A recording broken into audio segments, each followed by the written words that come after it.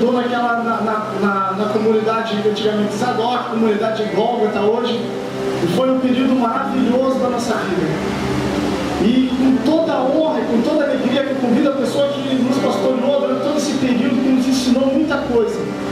E eu sei que ele é muito corrido, tem uma igreja muito grande lá no centro, que é uma igreja maravilhosa, lá tem bastante gente. E foi um privilégio ele poder aceitar o convite nessa noite. Eu queria convidar, ele está vindo aqui na frente, Volmir Bastos Pipe, uma salva de palmas. Certo? Acho que hoje é a terceira ou quarta vez que eu estou aqui. Acho que é a quarta, né? Quarta vez. Eu estou aqui e é muito bom ver o crescimento dessa igreja, o andamento dessa igreja. Eu conheço essa igreja desde que começou.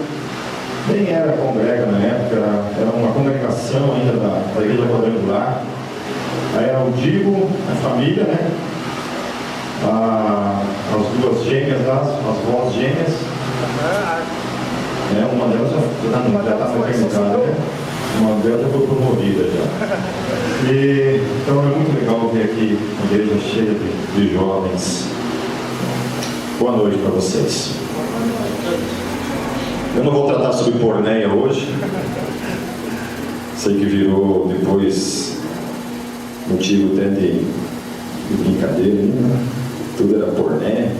Não podia pegar na mão da irmã que ó, porné.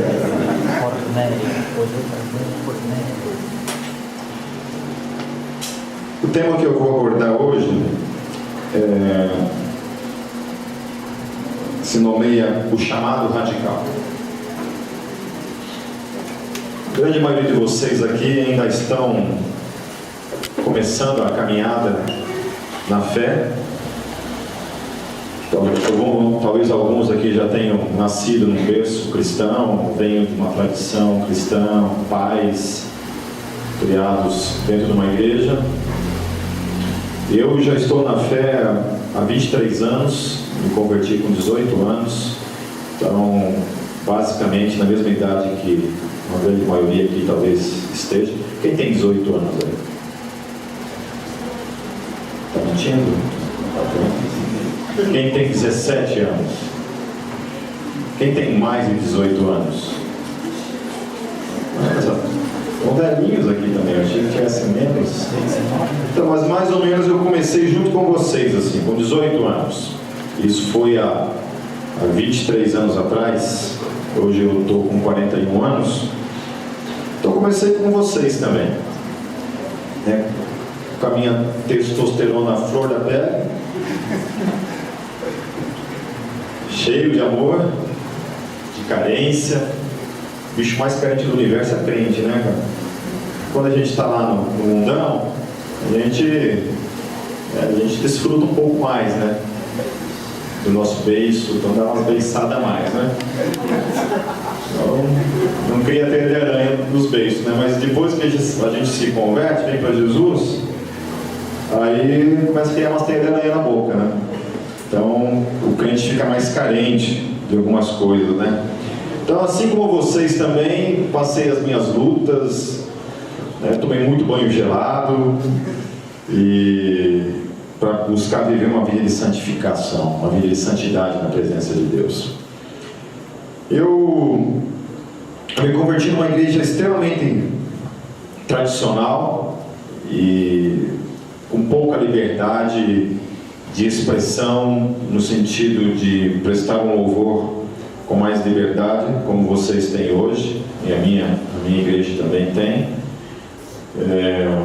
Não podia bater palma, não tinha bateria, era só hinos tradicionais tocados num órgão.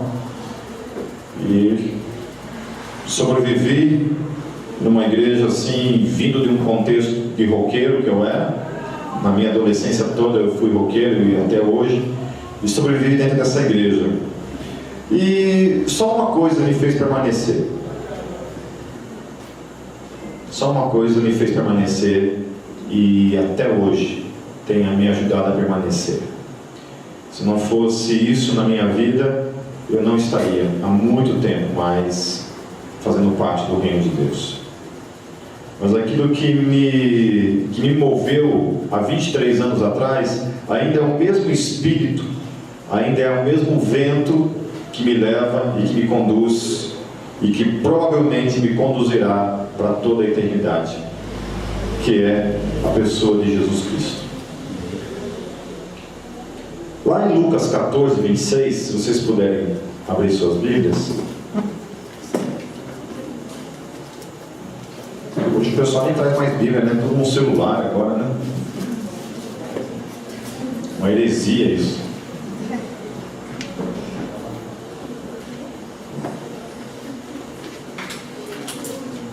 Lá em Lucas 14, 26 diz assim: se alguém vem a mim e ama a seu pai, sua mãe, sua mulher, seus filhos, seus irmãos e irmãs, e até sua própria vida, mais do que a mim, não pode ser meu discípulo.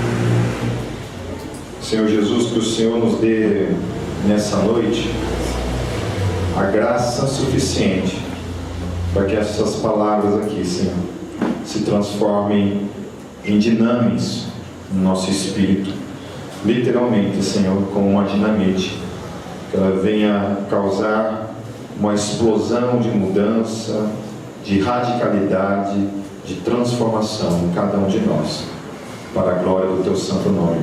Amém. É muito radical esse versículo, muito radical, porque ele é um chamado de Deus que trata das nossas relações mais íntimas, do que se trata a qualquer coisa que se coloca entre a minha relação e a relação com Deus. Qualquer coisa que se coloque no meio entre essa relação e Deus, e inclusive a mim mesmo, deve ser deixado de lado. Isso inclui, então, família, isso inclui relacionamentos fora da família, e isso inclui a mim mesmo. Então, esse chamado é para poucos. Quando eu digo para poucos, é porque poucos têm a coragem e encontram a graça suficiente para encarar um chamado tão radical como esse. Porque, por exemplo, eu já vi gente que saiu do reino porque o pai ou a mãe disseram: olha, eu prefiro que você seja uma mulher da vida ou um homem da vida do que você vá servir a Deus. E aí a influência da família de colocar, por exemplo, olha, você tem que fazer uma faculdade primeiro, se formar primeiro, para depois você pensar em algum tipo de, sei lá, de ministério, algum tipo de chamado, algum tipo de obediência no quesito a ouvir aquilo que Deus tem para a sua vida. Eu vi muita gente nesses meus 23 anos de fé que largaram todo o seu chamado, o seu ministério, porque escolheram caminhar com uma pessoa que não amava Deus, que não tinha nada a ver com Deus, começou a namorar com essa pessoa, se envolveu com essa pessoa e hoje estão absolutamente fora do reino. Pessoas que, entre aspas, um dia se diziam apaixonadas por Deus, se diziam prontas a pagar qualquer preço para servir a Deus, hoje não estão mais, por causa desses relacionamentos, porque colocou o namorado ou o marido ou alguma coisa assim acima de Deus. Pessoas que entraram na faculdade, se envolveram com outros tipos de coisas e foram levados para a correnteza, e assim vai. Pessoas que se envolvem com de alguma forma um tipo de engano nesse seu chamado, porque se entende que o chamado na vida cristã implica em infelicidade. Não é isso. C.S. Lewis uma vez ele disse, alguém conhece C.S. Lewis aqui? C.S. Lewis é o autor das Crônicas de Nárnia. Quem conhece as Crônicas de Nárnia? Quem não conhece as Crônicas de Nárnia? Quem nunca assistiu o filme Nárnia? Nunca ouviu falar de Nárnia? Poxa. Então é o seguinte, toda vez que você assistir um filme das Crônicas de Nárnia, significa o autor desse filme, o autor que escreveu os livros que esse filme foi baseado, chama-se C.S. Lewis. C.S. Lewis foi talvez a maior mente que já nasceu na história do cristianismo, talvez depois de Paulo. Isso se não tenha sido ainda uma mente muito mais forte do que Paulo. Vocês deveriam ler C.S. Lewis. Leiam C.S. Lewis, é muito bom para dar nó na cabeça, para você ver a medida da tua burrice. Muito bom. Quando você lê C.S. Lewis, você vê que você é muito burrinho. Então, se você quer se sentir burro, leia C.S. Lewis. Principalmente um livro chamado O Problema do Sofrimento. Alguém já leu O Problema do Sofrimento? Só a Ju. Bom, leiam. Tem na internet, no YouTube, lá você coloca C.S. Lewis, lá, tem vários vídeos dele lá, você pode assistir também. Mas o C.S. Lewis ele falou assim, que se você quer uma religião para você ser feliz, escolha qualquer uma, menos o cristianismo. Ele dizia isso. Porque o chamado cristão não é um chamado para a felicidade. E muita gente nessa de buscar a felicidade também ficou pelo caminho.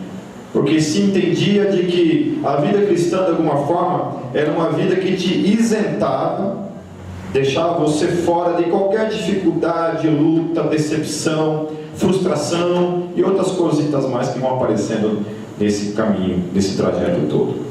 Então você tem vários tipos de empecilhos que acontecem na vida.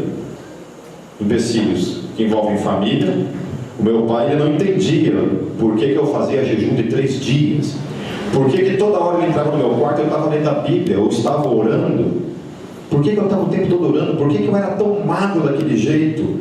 Por que eu não simplesmente não vivia a minha vida? Por que eu não era um cara que saía por aí pegando todo mundo?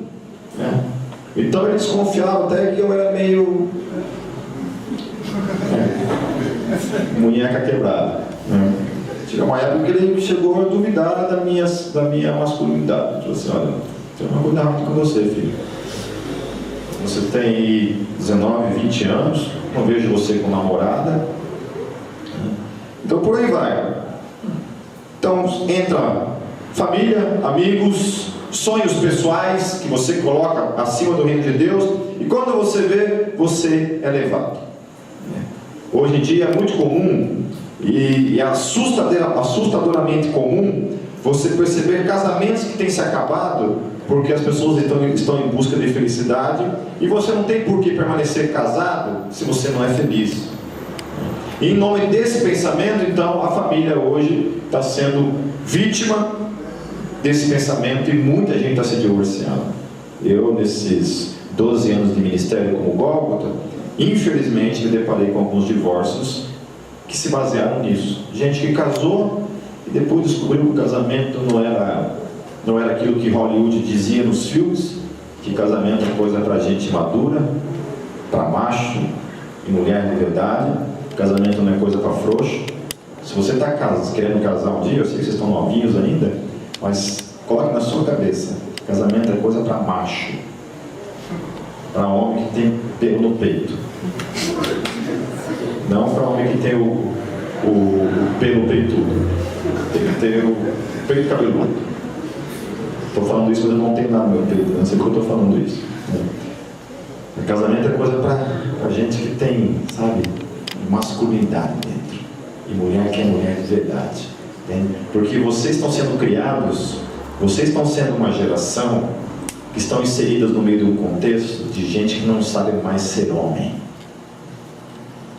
Mas não é por causa que vocês plantaram isso, mas porque seus pais plantaram isso na vida de vocês. As referências de pai que vocês têm, eu tive, são uma vergonha para o termo masculino, para aquilo que a Bíblia chama de homem. Homem é aquele que permanece, que luta, que tem caráter. Amém? Então, guarda essa frase. Eu gostaria que vocês repetissem comigo essa frase. Nós nos tornamos semelhantes àqueles a quem amamos. Amém? Amém. Então você vai se tornar semelhante àqueles a quem você ama. Então por isso que a amizade é uma coisa legal, né? Muito difícil você ser amigo de um cara que você não tem afinidade. E geralmente nessas amizades, nessas relações, você é influenciado de alguma forma por essa pessoa. Amigos influenciam amigos, às vezes de forma negativa, às vezes de forma positiva. Uma coisa que era legal com a minha geração, quando eu tinha meus 15, 18 anos, é que a minha geração, os meus amigos, por exemplo, não usavam drogas. De jeito nenhum. E nenhum deles era crente. Não tem nada a ver com o cristianismo, nem convertido era. A gente estava lá, no mundão mesmo. Mas nenhum de nós usava droga. E nenhum de nós bebia também. Nada. Nem cerveja, nada. E nós não éramos cristãos. Não éramos crentes. Nenhum de nós éramos. E o cara que fumasse maconha, por exemplo, a gente não tinha nem contato. A gente nem pegava na mão. A gente excluía. Era excluído do nosso rol de amizades. Nós éramos muito amigos. Eram muitos amigos que saíam todos juntos. Saíam uns 20 amigos todo sábado. E nenhum deles usava drogas. E nenhum deles bebia. Ninguém voltava bêbado para casa. Na minha adolescência. Hoje, você faz parte de uma geração que é o contrário. Raro é o jovem que não fuma maconha, não dá um tapa, né? Uma caca, não fuma um baseadinho, né? Certo? Raro é o jovem que não se enquadra nesse perfil. E o cara que não fuma é o cara excluído, é o careta, é o cara que não está na onda. E muita gente está sendo influenciada por esse tipo de comportamento. Aí o chamado de Deus para você é que você tem que quebrar isso na sua vida. E você tem que ser aquele cara que vai servir de referência para que os seus amigos olhem para a sua vida e vejam então a diferença que é caminhar com Jesus. Então, assustadoramente, eu tenho ouvido falar de gente que tem aprendido a fumar maconha da igreja, por exemplo. Eu tinha um amigo que começou a se envolver com drogas, e o cara sempre foi criado na igreja. Eu não entendia como isso podia ter acontecido. Eu perguntava assim, cara, onde você conseguiu esse feito? Como é que você... Porque se você vive dentro da igreja, você tem amigos dentro da igreja. E ele me falou que ele aprendeu a fumar maconha na escola dominical da igreja dele, enquanto os pais estavam dentro da igreja. Eles iam atrás da igreja e começaram a fumar maconha dentro da igreja. Então você vê que essa questão de drogas, hoje, está tomando conta, até dentro da igreja, né? Então por quê? Porque não temos mais uma geração que está disposta a obedecer esse chamado radical, caminhar com Jesus. A gente está sendo essa geração que está sendo levada pela onda. E quando Jesus fala aqui, ó, aquele que amar a sua própria vida, porque todo maconheiro é um egoísta por excelência, ele não está nem um pouco preocupado com a opinião dos outros, com a sua família, o coração dos pais que lidam com isso. É ou não é verdade? Você acha que um cara que está fumando baseado, cheirando uma carreira de cocaína, fumando uma pedra de crack, esse cara está preocupado com alguma outra coisa na vida, a não ser o desejo de saciar a si mesmo? Não. Eu vejo gente, eu tinha um cara lá que a gente tentou discipular, e era um marmanjo já, tinha seus 30 anos nas costas já deveria estar construindo alguma coisa na vida. Esse cara se enfiou no crack, ao ponto de até as janelas da casa dele ele arrancou para vender para os traficantes. Entende? Esse cara é um cara 100% egoísta. Todo drogado é um cara egoísta por excelência, que está pouco se lixando para os outros. Eu sou pai, o meu filho tem 9 anos. Deve ser a coisa mais desgraçada do mundo um pai ver um filho se enfiando nas drogas, ver um filho se acabando nas drogas. Você investir com amor, com abraço, com beijo, né, e lidar com uma situação como essa. Mas a geração de vocês têm que tomar muito cuidado, porque está muito acostumado a ver a vida dessa maneira. Vamos lá, vamos aproveitar o momento, dane-se o amanhã, o negócio é o agora e mais nada. E o chamado de Jesus diante disso é: se você, eu, qualquer um de nós colocarmos a nossa vida, o nosso desejo em primeiro lugar, ele está dizendo que eu e você não somos dignos de ser discípulo dele. Discípulo de Jesus é alguém que é chamado para uma vida radical, em que você diz não para esse mundo, diz não para aquilo que o mundo oferece, e aí diz respeito a piriguetes, piriguitos, né? Não sei qual é o masculino de piriguito e piriguete. É isso aí, galera. Quando eu vejo os jovens lá na minha igreja, lá lidando com a sua situação da sua sexualidade, e falam assim: ah, Pipe, você não está na minha pele. Eu falo assim: ah, meu filho, eu sei que não está na minha pele. Você não sabe o que eu vivi quando eu tinha a sua idade. A minha igreja, eu acho que era a igreja que tinha as mulheres mais bonitas da cidade. Eu sofri também, filho. Eu sei o que é isso. Sei o que é isso. Não vem com conversa, não. Na verdade, os pecados nunca mudaram. Sempre só mudam de roupa só. Os mesmos pecados que a gente comete hoje são os pecados que a lei, mais de 1500 anos antes de Cristo, há 3.500 anos atrás, Deus já estabeleceu na lei algumas diretrizes para o povo, que você lê, você pensa assim: nossa, mas já tinha isso naquela época. Já tinha. Há 3.500 anos atrás. Já tinha. Só mudou de roupa. E a gente está aí até hoje, lidando com as mesmas situações, com roupas diferentes. E tudo envolve o prazer. Colocar a mim mesmo acima do chamado de Jesus para a minha vida. Soren Kierkegaard, um filósofo cristão, ele dizia assim: há dois tipos de cristãos: os que imitam Jesus Cristo de modo radical na sua vida, no seu chamado, procuram imitá-lo em tudo, e um segundo tipo que fica contente em admirar o primeiro. Então, que tipo de crente cristão que eu e você somos? Nós somos esse cara que então olha para o mundo, olha para todos que estão à sua volta, e o nosso referencial de espiritualidade é Jesus Cristo, e é Ele a quem nós devemos imitar? Ou eu sou esse cara que olha esse grupo radical, que está procurando viver uma vida de santificação, de santidade para Deus, e admiro isso, mas na minha vida isso não surte efeito nenhum? Todos os jovens que tiveram nas suas vidas a história mudada, não só da sua vida, mas da vida daqueles que estão à sua volta, inclusive família, foram radicais. E por causa do seu radicalismo, a sua história foi mudada, a história dos outros também foi mudada.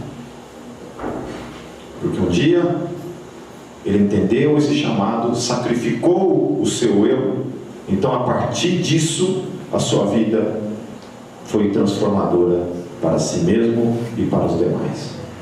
Quando eu tinha 18 anos, eu era um punkzinho bem magrinho. Eu devia ter uns 49 quilos, sei lá quantos quilos tinha. Quando eu passava a ponta da amizade assim, eu tinha que me segurar na grade, lá em Foz do Iguaçu, para o vento não me derrubar do rio, senão tinha que passar com um chumbinho no pé para conseguir atravessar lá. Mas era muito magrelinho mesmo, punkzinho bem magrinho. Eu era extremamente tímido, bem jacu do mato mesmo. Quem olhava para a minha vida nunca, jamais sonharia que aquele cara ali, que vivia nas calçadas lá de Foz do Iguaçu, no meio de punks, no meio de um monte de gente perdida, um dia se tornaria um pastor, que um dia se tornaria uma pessoa que influenciaria vidas, gerações. Nunca ninguém sonhava com isso. Sabe, talvez você esteja aqui nessa noite hoje e nem você sonhe isso para a tua vida.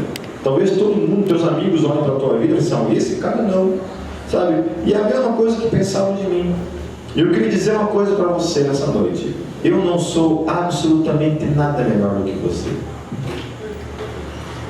Eu sou feito do mesmo cocô que vocês, a mesma coisinha, a mesma insignificância que está sobre mim está sobre você.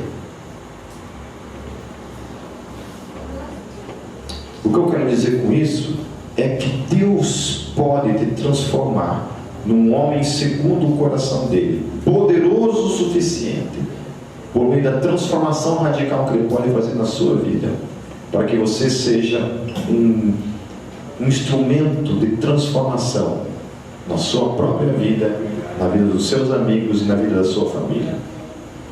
Há 23 anos atrás, a minha família estava toda perdida praticamente. Hoje, toda a minha família está em Cristo. Eu tenho 4 irmãos, 4 cunhados, um montoeiro de sobrinho, já está numa segunda geração já de sobrinhos, e todos eles estão servindo no reino. Amém? Amém? Mas sem radicalismo, sem essa postura radical na minha vida e na tua vida, muita pouca coisa acontece. Se eu escolhesse, como muitos amigos que eu tive no meu tempo de igreja presbiteriana, muitos amigos que ao invés de estarem orando, ao invés de estarem jejuando, ao invés de estarem buscando, ao invés de estarem se envolvendo com o ministério, ao invés de estarem vivendo uma vida de discipulado, estar debaixo de um discipulado, alguém que estava disposto a viver uma vida de santificação, eu escolhesse o contrário, como muitos ali escolheram, que foi viver uma vida segundo o padrão do mundo, desinteresse absoluto por uma vida de oração. A galera da minha igreja não gostava de orar. Não gostava de orar. E eu queria Deus. Eu queria orar. Eu tinha fome de Deus. Eu quero Deus na minha vida. Eu olhava na minha volta, a maioria dos jovens não queria saber de nada.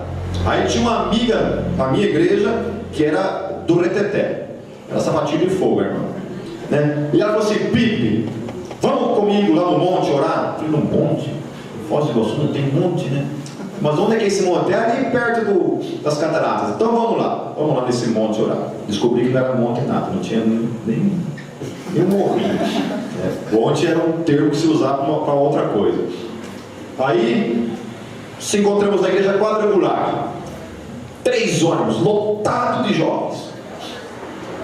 Aí o ônibus indo para o meio do mato lá, e todo mundo pulando com os loucos dentro daquele ônibus, pulando, cantando, vibrando. Fome. Quando a gente entrou naquele mato, eles entraram naquele mato orando, clamando. Já na entrada já começaram berrando por todo aquele trajeto. Daí chegamos lá, tinha uma clareira assim no meio do mato assim, e começaram a orar. E ficamos ali, sabe? Eu orei 5 minutos, acabou meu repertório de oração. Já tinha acabado meu repertório. E os caras oravam, e eu começava a orar de novo, e acabava meu repertório, e os caras oraram, e a gente ficou mais ou menos umas 3 horas orando sem parar, e os caras não paravam de orar. Naquele dia lá eu vi o chão se acender assim, aí tinha um pedacinho de toco assim, que estava todo ele aceso assim, eu agarrei naquele toquinho, saí daquele lugar ali cheio do Espírito Santo, levei meu toquinho para casa, dormi abraçado no meu toquinho, porque para mim era um sinal da presença de Deus naquele lugar. E a minha vida então passou a ser transformada ainda mais por meio da oração. Minha igreja não ora? Eu vou encontrar uma igreja que ora. Eu ia lá com a galera da quadrangular, no meio do mato, orar. Eu chegava domingo à noite na igreja, presbiteriana do Brasil, tradicional, e o louvor lá tocando aquelas músicas bem murchinhas assim, e eu lá na frente assim: oh, glória, glória, eu berrando, e os presbíteros tudo doido comigo lá. Radical. Não estou preocupado com as pessoas. Vocês não querem Deus, eu quero. Vocês não querem ser santos, eu quero. Vocês não querem ver uma vida radical, eu quero. Eu quero Deus para a minha vida. E vou dizer uma coisa para vocês: toda a minha geração está morta espiritualmente. Todos os caras que estavam na minha igreja naquela época, hoje, estão, sabe o que fazendo? Numa igreja sentando no banco, ou estão desviados, estão no 3º, 4º divórcio da sua vida, voltaram para a vida velha, porque simplesmente pensaram que cristianismo é uma coisa para satisfazer o nosso ego, e não uma vida radical de renúncia. Amém?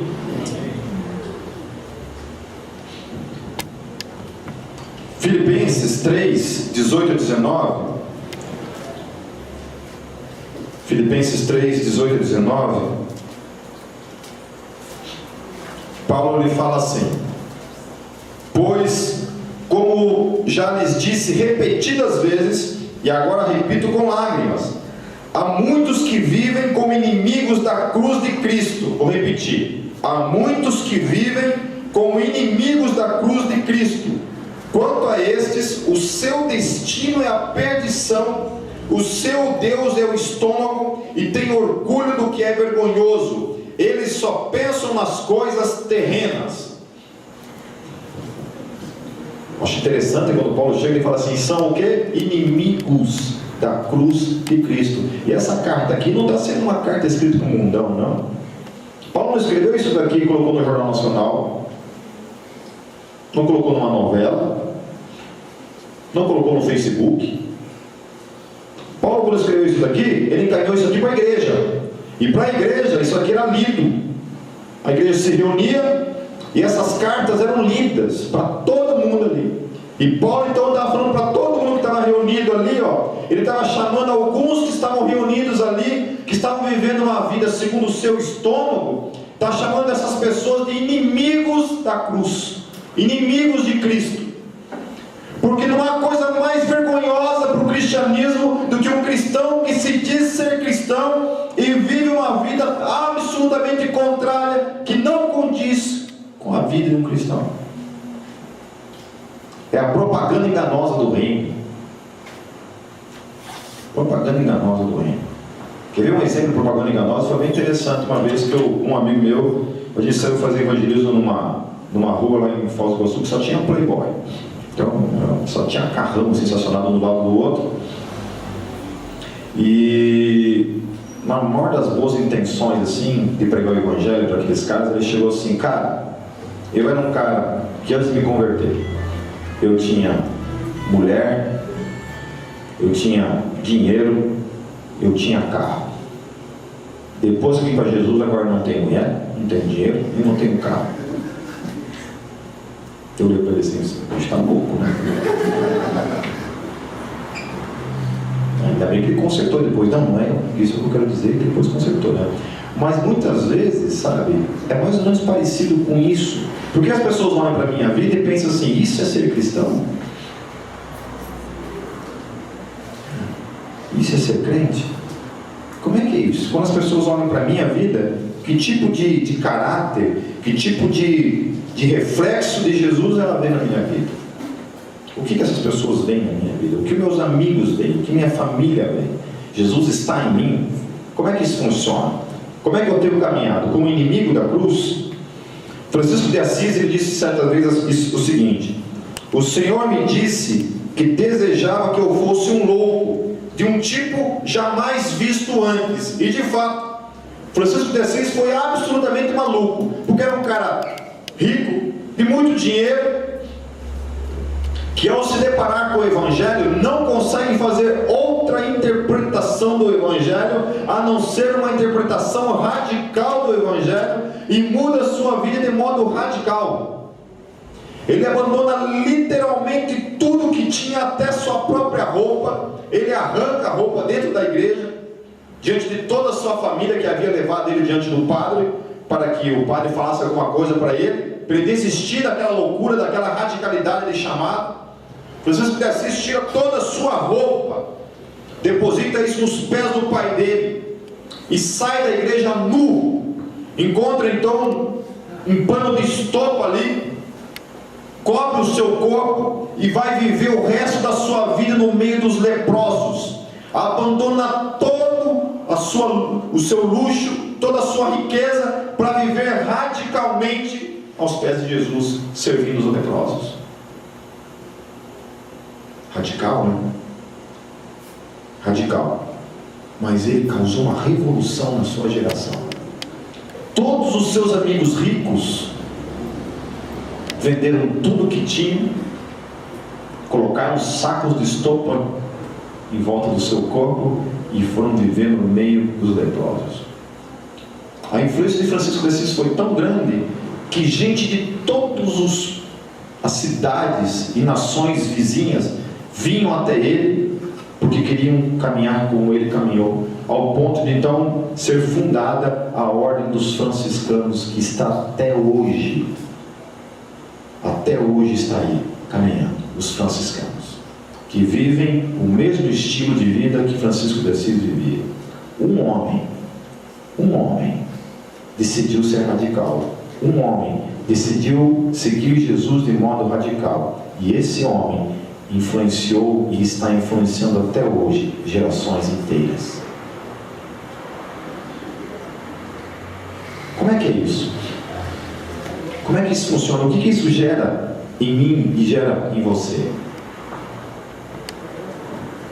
Quando a gente lê aquele texto, vocês não precisam abrir, mas tem um texto em 1 Coríntios 4:20 que diz assim: pois o reino de Deus não consiste de palavras, mas de poder. Muita gente, quando lê esse texto, pensa que poder aqui está se falando de poder, né? Sei lá, de fazer o sol parar, de abrir o mar vermelho, de fazer paralíticos andarem, de fazer cegos voltarem a enxergar, mudos falar. Mas o mesmo Paulo, que está falando lá em Coríntios, no capítulo 4:20, em 1 Coríntios também no capítulo 1:24, olha o que ele diz: mas para os que foram chamados, tanto judeus como gregos, Cristo é o poder de Deus e a sabedoria de Deus.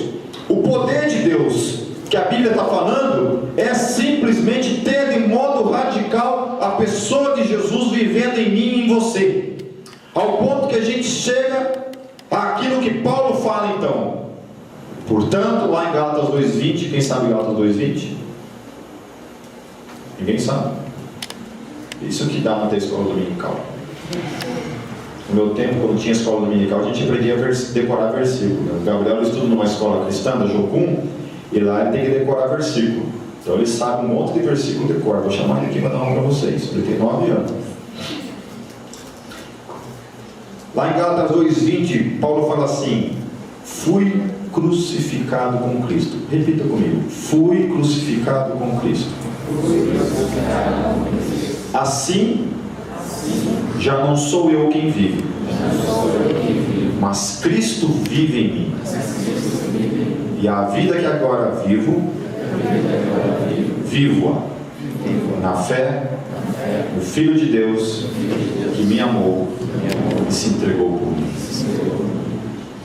No entendimento de Paulo, o poder é Jesus e a vida é Jesus, ao ponto que ele chega ali e ele não entende mais que o Paulo existe. Para ele, Paulo não existe mais, quem existe é Jesus. Jesus é aquele que gera toda a vida dele, que rege a vida dele, que direciona a vida dele.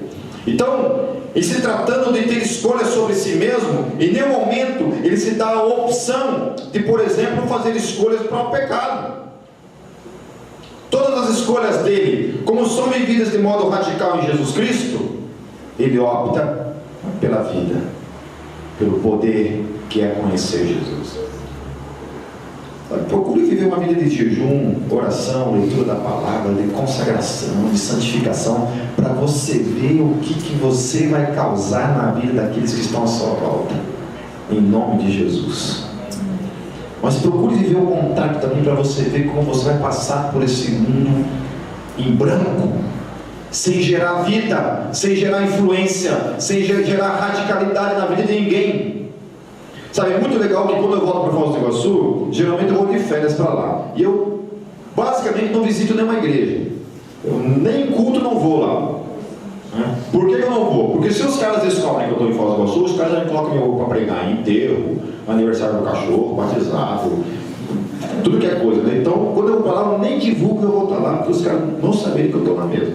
Senão os caras já me colocam para pregar, e eu estou de férias, e eu não quero pregar, eu quero descansar. Fico pregando o ano inteiro, não quero pregar em férias. Mas daí o que acontece? Quando eu vou para Foz do Iguaçu, nenhum amigo meu crente sabe que eu estou lá. E todos meus amigos não cristãos sabem que eu estou lá. Daí eu vou na casa deles. Daí eu vou para churrasco para cá, vou à piscina dos amigos aqui, vou na casa deles para lá.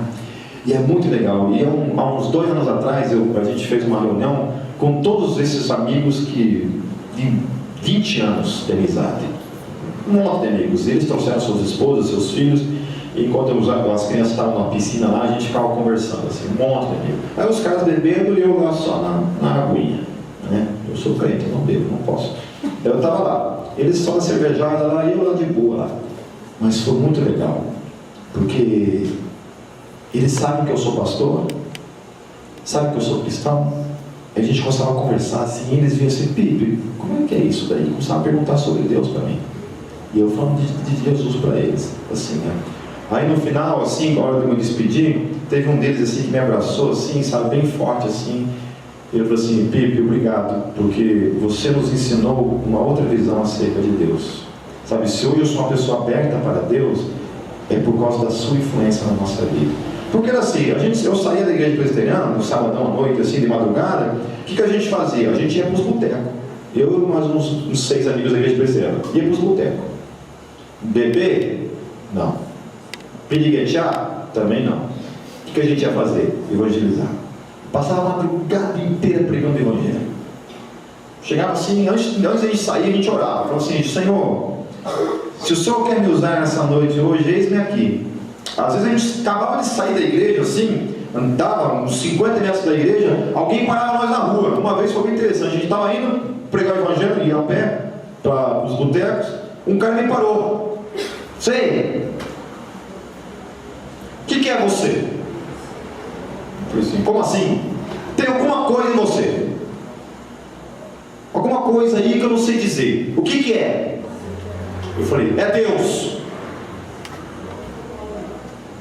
Então é isso. Quero conversar sobre isso. O cara me abordou com fome de Deus. Não precisava nem abrir a boca, nem falar: olha, eu estou aqui para pregar o evangelho. Parou, pediu para pregar o evangelho para ele. As pessoas começarão a pedir para você falar do amor dele, porque as pessoas vão ser chamadas pela fome que há em você. Vai influenciar as pessoas a quererem Deus, porque as pessoas veem Deus na sua vida. O ser humano está nas ruas faminto por Deus, desesperados por Deus, e não tem encontrado mais uma geração que tem caminhado com Deus. Mais do que nunca, essa geração precisa de gente radical, cheia do Espírito Santo de Deus, cheia. Uma vez nós também estava eu e um amigo meu, o Fábio, que hoje é pastor da igreja presbiteriana lá em Toledo. Também era outro faminto por Deus, outro que ia pro meio do mato comigo também orar, com a igreja quadrangular. Estava lá. Todos esses caras que eram famintos por Deus hoje são pastores. Todos eles. Todos os caras que não queriam saber de Deus hoje estão tudo virado no Satanás. Não querem saber. E estão colhendo o fruto disso. A gente estava indo para o boteco, parou um carro com 2 piriguetes. Daí as piriguetes: oi, mas era cabeludinho, né? Mas era bonitão. Oi. Estão indo aonde? Estou indo para um bar ali. Vocês não querem dar uma passeada com a gente, né? 3 pontinhos? Né? Eu falei: não, moça. Não? Vocês são gay? Perguntaram: vocês são gay? Eu falei: não, moça, a gente não é gay. Mas então, qual que é? Eu estava com uma Bíblia embaixo do braço, porque a gente não é por causa disso aqui. Vocês são crente? Tinha crente. Vocês estão brincando? Eu falei: não. Aí nós fizemos elas descerem do carro e começamos a pregar o evangelho para elas. Falar do amor de Deus para elas. A minha esposa eu conheci no boteco. Passei a madrugada pregando o evangelho para o namorado dela.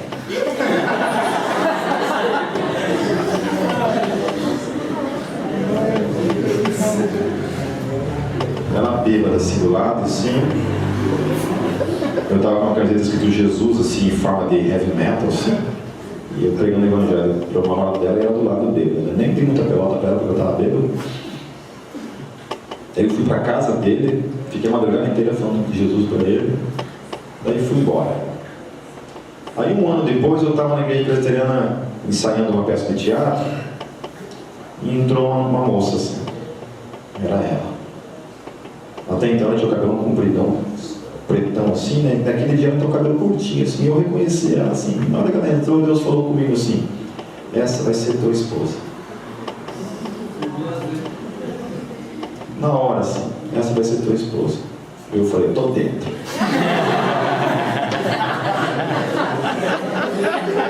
Vamos nessas carnes aí. Tô dentro. Um ano depois, a gente começou a namorar. Durante um ano a gente foi só amigo. Só amigo. Eu completamente apaixonado por ela. A gente saía, às vezes depois da reunião, ia tomar tinha um lugar lá que servia caldo de feijão. Então a gente, no sábado, geralmente a gente ia comer caldinho de feijão com mandioca. Era bem gostoso, senão uma coisa bem romântica assim. E depois eu ia levar ela pra casa, né? E na hora de despedir ela assim, né? Eu falei: então tá bom, a noite dela ficava com o beicinho assim. E eu dava um beijinho no rosto dela assim. Tchau.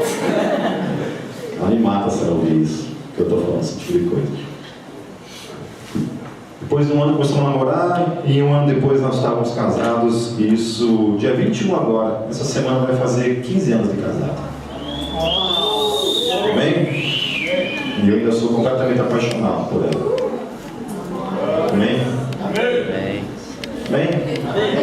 Amém? Ainda bem, né?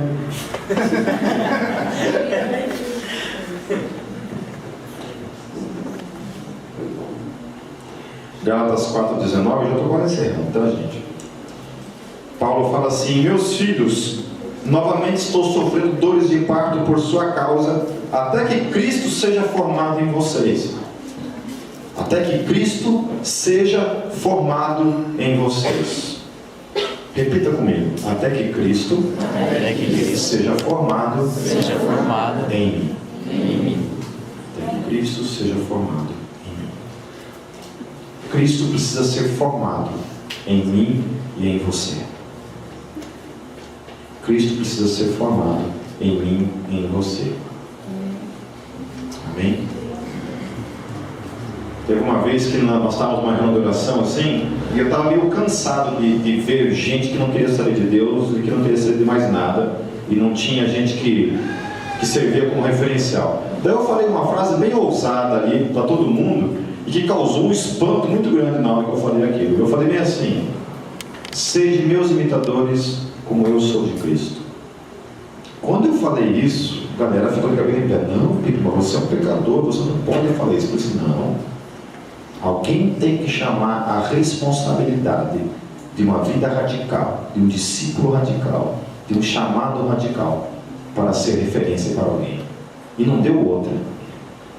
Por causa daquilo que eu chamei para mim mesmo, eu fui obrigado então a viver uma vida de mais intensidade de santificação, de oração, de jejum, de busca. Sabe, a gente está faltando isso aqui dentro da tua vida. Você parar de olhar para o seu lado e falar assim: pô, deixa esse irmão ser, deixa aquele irmão fazer, mas eu não. Acho que está precisando acontecer na minha vida e na tua vida essa revolução de chamar para si essa responsabilidade de dizer: olha, você que está aí, seja meu imitador, porque eu sou de Cristo, e andar uma vida segundo isso. Aí sim. Sabe como é legal? Eu tenho um amigo chamado Alexandre, tem muitas datas já. Ele é um baterista, ele tocava no Paternoster. E o Alexandre é um cara muito legal, porque toda vez que eu encontro o Alexandre, não existe outra conversa na boca dele a não ser Deus. O Alexandre é um cara que me contagia, me influencia, me enche de vida, porque toda vez que eu estou com ele, eu saio edificado, eu saio cheio de vida, porque a boca daquele cara está cheia de Deus. Então, encha a sua vida de Jesus, encha a sua vida de Deus, sabe? Para que você influencie. Em nome de Jesus. Em nome de Jesus. Para encerrar, eu quero terminar lendo um texto de Filipenses 3, versículo 8.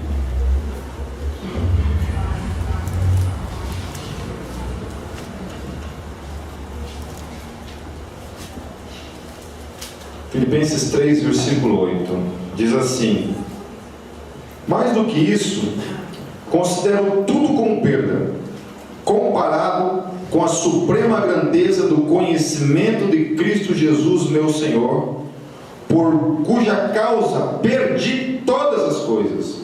Eu as considero como esterco para poder ganhar a Cristo. Olha só, Paulo olha para toda a sua vida, tudo que ele tem, tudo que ele fez durante a sua vida. Ele olha para tudo isso e ele considera tudo isso esterco. Esterco. Ele fala: tudo isso é lixo, tudo isso não vale para nada. Tudo que vale na minha vida é Jesus. Ele sim é o bem mais precioso que eu tenho. Ele sim. Sabe, então quando eu vejo jovens largando Jesus por causa de namorado, por causa de namorada, na boa, gente, se você tem um namorado ou uma namorada, ou você está pensando, está orando para Deus com relação a esse tipo de esterco, porque é esterco, qualquer pessoa que se colocar na sua vida que for te afastar de Deus é um esterco, é um cocô mesmo. Cocô. Sabe, se vir um cara para namorar com você que não é cristão, você fala assim: sai, cocô. Não quero cocô para minha vida. Eu quero uma pessoa que me ajude a caminhar. Sabe, não tem coisa mais maravilhosa na vida do que você ser casado com uma pessoa que compartilha a mesma fé que você. Uma pessoa que ora com você. A minha esposa, sabe, todos os dias eu durmo com meu filho abraçado assim. Eu oro por ele todos os dias assim. Eu falo: Deus abençoe a vida dele, do Gabriel. Derrama do teu Espírito, Senhor. Senhor, derrama da tua unção sobre a vida dele, e que ele tenha uma influência 10 vezes maior do que aquela que eu tive na minha vida. Que a tua unção seja dobrada sobre ele. Eu oro por ele todos os dias. Aí minha esposa vem, abraça ele, ora com ele de novo. De manhã a gente ora, a hora que deixa na escola a gente ora. Quando ela não está bem, eu oro por ela. Quando eu estou bem, ela ora por mim. Quando eu viajo com a minha banda para tocar por aí, ela ora por mim. Ela passa a madrugada orando por mim quando eu estou nos botecos de Curitiba tocando. Até eu chegar em casa, quando eu chego em casa ela está acordada, orando pela minha vida. Sabe, não aceite para a sua vida esterco. Sabe, não aceite para a sua vida qualquer coisa que se coloque entre você e Jesus. Aceite para a sua vida tudo aquilo que vai te ajudar a caminhar na direção de uma vida radical aos pés do Senhor Jesus. O Evangelho é coisa para loucos mesmo, loucos por Jesus, pessoas radicais. Eu quero orar, quero pedir para você ficar em pé, para você fechar seus olhos.